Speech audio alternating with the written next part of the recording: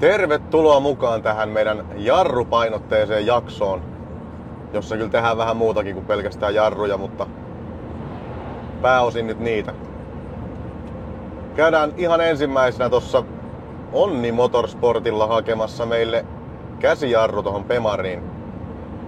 Näytetään vähän samalla mestoja ja mitä tää kyseinen yritys tekee. Tervetuloa mukaan. Saavuimme tänne Onni Motorsportille. Päivää! Päivää! Mitäs täällä tapahtuu? Mikä mies? Asennushomma. Kato, moro! Sulla olisi mulle jonkinlainen käsijarru ilmeisesti. Joo, näin on sovittu. Hän on tässä. Oi. Pitääkö meidän ihan avata sen? No kyllähän ei se tuu voi. sitä tuotereklamaatiota siitä heti. Katsotaan nyt mitä sieltä löytyy.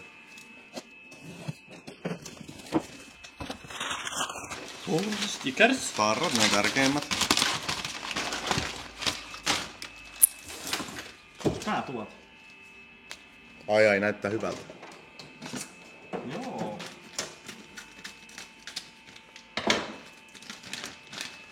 Se paranee vaan.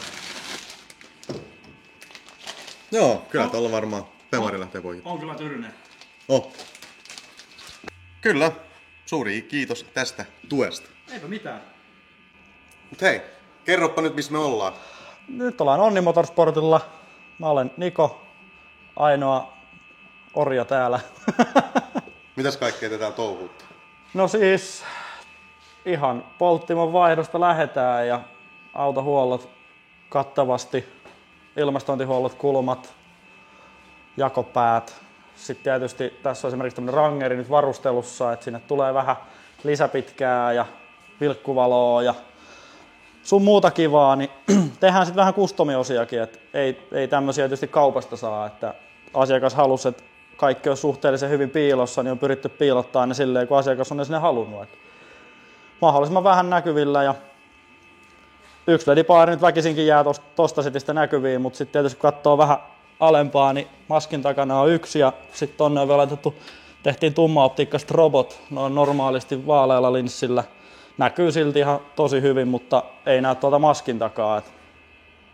Tämmöistä kaikkea, mitä asiakkaat haluaa, niin pystytään toteuttamaan. Kyllä, hyvä tähän tuo näyttää. Ei ne kyllä sieltä paista silmään. Ei. Sitten sulla oli täällä nelipyöräsuuntausvehkeet. Joo, ne löytyy tuolta toiselta puolelta. Mennään vähän kurkkaamaan. Käydääs katsomaan. Ai, mitäs täällä on? Täällä on tämmönen turbokorolla. Ai saa. Siinä on vähän putkiston muokkauksia tällä erää ja katsotaan mitä seuraavalla erällä sitten. Et voimaa siinä on kuulemma ainakin ihan tarpeeksi. Okei. Pakko kysyä, voidaanko katsoa konepelli alle? No totta kai me voidaan katsoa.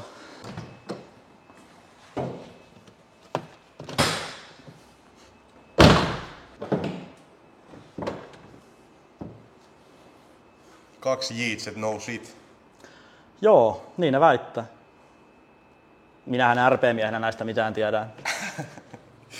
Niin just. Ei ole mikään. Ei pöllömän näköinen, kyllä tämmönen kelpaisi omaankin talliin. No ei mitään. Mä kerron asiakkaalle, että sä oot kiinnostunut, niin sovitaan vaan summasta. Eihän se ole sen kummosempaa. Niin no, täytyy odotella, että tupemassit kivattaa siihen malliin. Joo niin, eihän sit. Kyllä. No mitäs sit, jos on jotain näille edellä mainituille hommille tarvetta, niin mitä kautta sut saa kiinni? No parhaiten saa, kun laittaa WhatsApp-viestiä tai sähköpostia, että soittaakin kannattaa kokeilla, mutta yleensä on kädet jossain konehuoneessa, niin silloin vastataan yleensä kun keritään. Se on vähän semmonen heikompi yhteydenottotapa.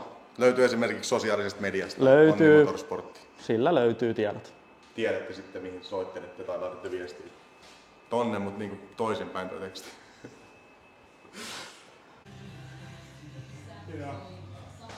Se olisi taas Bemari-päivä tänään.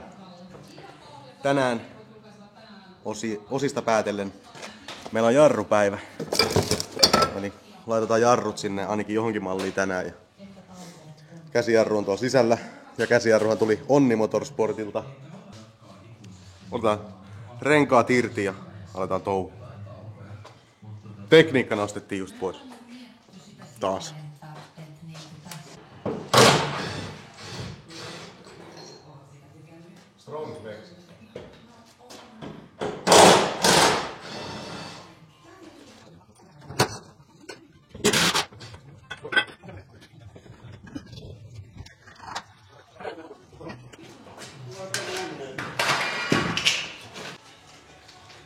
Takakalusto nostettu paikalleen.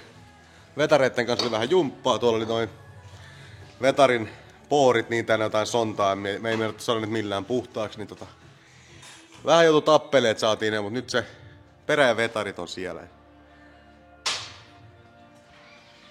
Vaihdettiin nyt nää etutolpat orkkistyyppiset takas, koska noin niin löysät ne coiloverit. Voin myydä, jos joku haluaa Max Länän, mutta ei välitä yhtään alustaominaisuuksista. Ei mitään, kasataan jarrut tänne ja näin edespäin.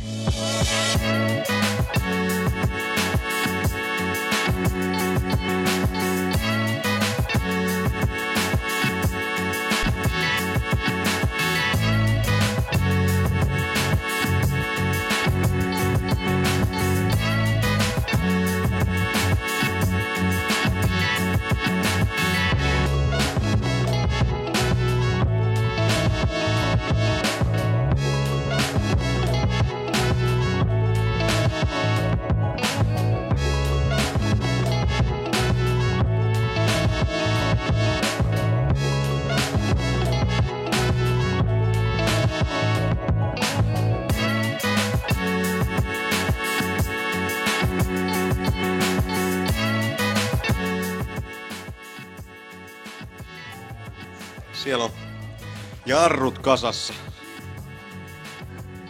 Tänään ei enää laitella linjoja eikä takajarruja, eli jatkamme toisena iltana, koska noiden vetareitten kanssa taistelu meni vähän liikaa aikaa. Pitää renkaat alle ja työnnetään auto johonkin. Tänään kasaillaan jarruja taas. Mulla on tässä nippu jarruletkuja. Tässä on siis periaatteessa kaikki kovat linjat tulee nyt korvataan näillä letkuilla. Tässä on etupää. Letkuthan on Espoon teollisuuspalvelusta. Hell Performance-kamaa. Käykäähän siellä teettää letkut. Mä viimeksi unohdin laittaa tähän sen jousihässäkän tähän. Tähän näin mä laitan sen. Vetelen letkut. Sen jälkeen taakkesatulat ja varmaan vedetään kaikki linjat valmiit. Käsijarru tonne väliin. Leikellään käsijarrulle ja vaihdekepille semmonen teline. Tohon leikattiin tommonen, tai en minä sitä leikannut, mut tommonen levy tohon, mihin toi käsijarru tulee kiinni ja sit siihen tulee myös shifteri kiinni. Nyt me hitsataan se. Piti alun perin laittaa pulteilla kiinni, mutta me nyt todettiin, että me hitsataan se kuitenkin siihen kiinni, niin tulee tukevampi. Ai että tulee hyvä.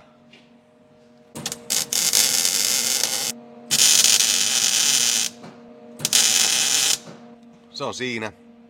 Tuli niin nätit saumat, että ajateltiin säilöä ne tommosen saumamassan alle piiloon, niin pysyy sitten hyvänä jälkipolvillekin. Kun se on hetken tossa kuivunut, niin vedetään vähän väriä päälle ja se on taputeltu se homma sitten. Käsijarru on kiinni.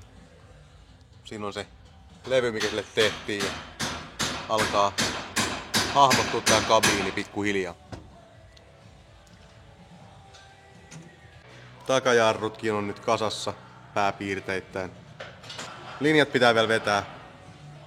Ne tulee sisään asti, mutta käsijarrulle pitää tehdä kytkökset ja sitten sen jälkeen siitä toinen linja tänne taakse ja haarutus molemmille satuloille.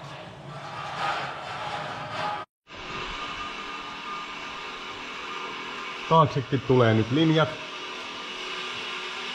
Nyt vielä katsotaan kaikkien jarrulinjojen reitit järkeviksi ja tehdään loput kytkennät ja sen jälkeen ilmaillaan jarrut ja käsijarru ja kytkin, koska kytkinhän on samalla säiliöllä, niin ei sitäkään voi tehdä ennen kuin muut tekee.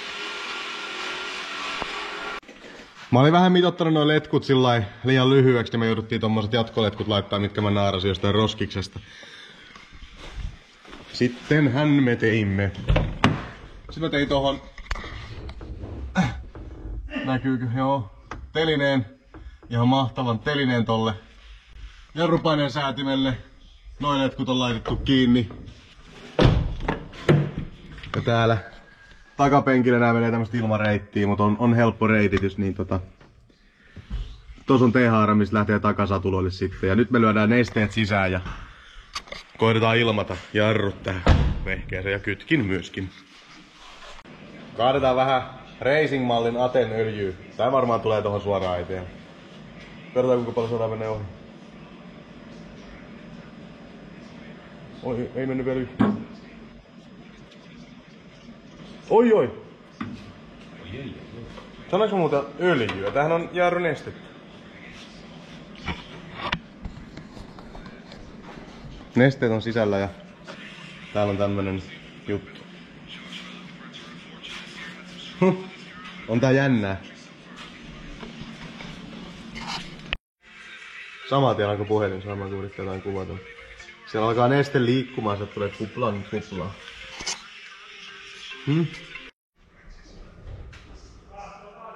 Siellä sitä ilmaa vaan menee, jolla on täällä oikeassa takanurkassa jo. Ensimmäinen kierros on tehty, kohta aletaan varmaan katsoa vähän lisää vielä. Toivotaan, että tulee jarru.